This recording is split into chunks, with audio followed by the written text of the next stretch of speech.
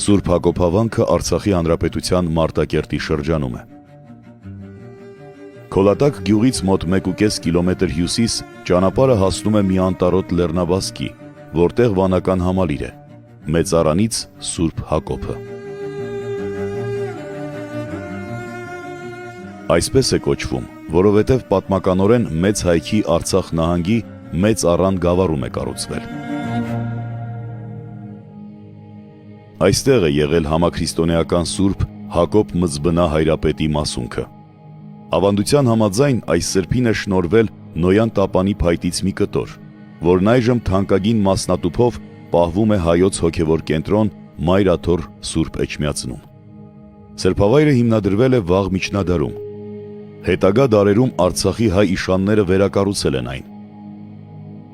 13-րդ դարում Հակոբ հավանքն արդեն վանական մեծ համալիր էր։ Պահպանվել է մի արձանագրություն, որն ինքնին խոսում է վանքի նկատմամբ առանձնահատուկ վերաբերմունքի մասին։ Արձանագրությունը 1212 թվականի է։ Հեղինակը Խաչենի իշխանության մեծ տիկինը։ Ես խորիշահս Խաչենի տեր Վախթանգի կինը, մեծ Սարգսի դուստրը, քույրը Զաքարեի և Իվանի, վերստին կառուցեցի Մեծ Իրանի եկեղեցին ի փրկություն իմ հոգու, ի բարեխոսություն իմ զավակների, ի հիշատակ իմ ծնողների, Վախթանգին և ինձ աղոթքով հիշեք։ Արձանագրությունը արևմտյան եկեղեցու սրահի մուտքի վերնամասում է։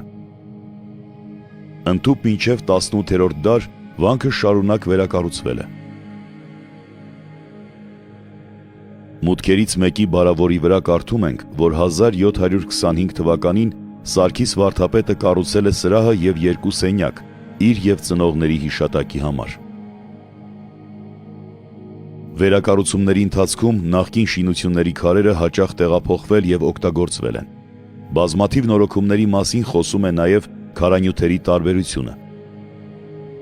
Իսկ կառույցների տարբեր հատվածներում պահպանված արձանագրությունները վկայում են տարբեր դարերում տարբեր առիթներով եկեղեցականների, իշխանների ու նրանց որդիների վանքին նվիրած նորանոր շինությունների ու հողերի մասին։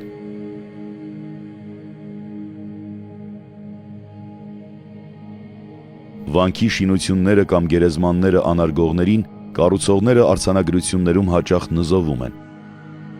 Խափանողը հիշատակ չունենա ողջերով ու մեռելներով հանդերձ։ 13-րդ դարում Հակոբ հավանքը հայոց արևելից կողմերի, Արցախի և Ուտիքի նշանավոր ուխտատեղի է եղել և աթոռանիստ։